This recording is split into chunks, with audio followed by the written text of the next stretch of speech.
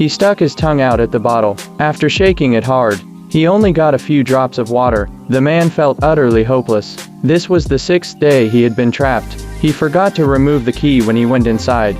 And when the wind blew, the door locked behind him. The room was on the 35th floor. No matter how much he yelled, no one came to help. The faucet had been dry the whole time. Desperate, he had to collect his own urine. Although it disgusted him, he drank it to stay alive. But right after drinking, he started vomiting non-stop. He grew even weaker. After a few more days, just as he was about to give up, it suddenly started to rain outside. The man rushed to the balcony, trying to stick his head out, but drinking rainwater like that was too slow. So he grabbed a small pot to collect the rainwater. He poured all of it into his mouth.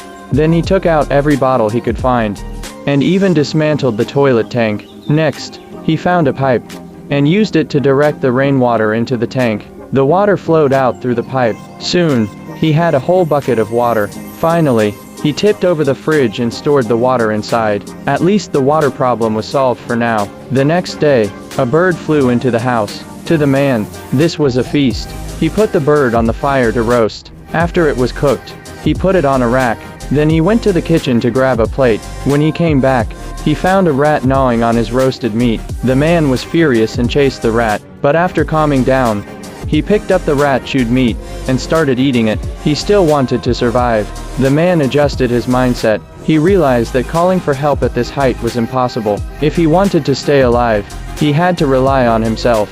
From observing, he saw that the 30th floor's balcony had no iron railing. If he could climb down from the balcony, there might be hope. With this decision made, he started cutting the iron railing. Whenever he got hungry, he ate ants. When he was thirsty, he drank rainwater. But what the man didn't expect was that after cutting for several days, the railing only had a tiny crack. He didn't give up, though. But soon, the rainwater he had collected started to mold and was no longer drinkable. The iron railing was still tough as ever. He was on the verge of breaking down. He started kicking the railing, and to his surprise, it actually broke. At first, he was a little excited, but then he became serious, because now, climbing down from such a height was even more dangerous.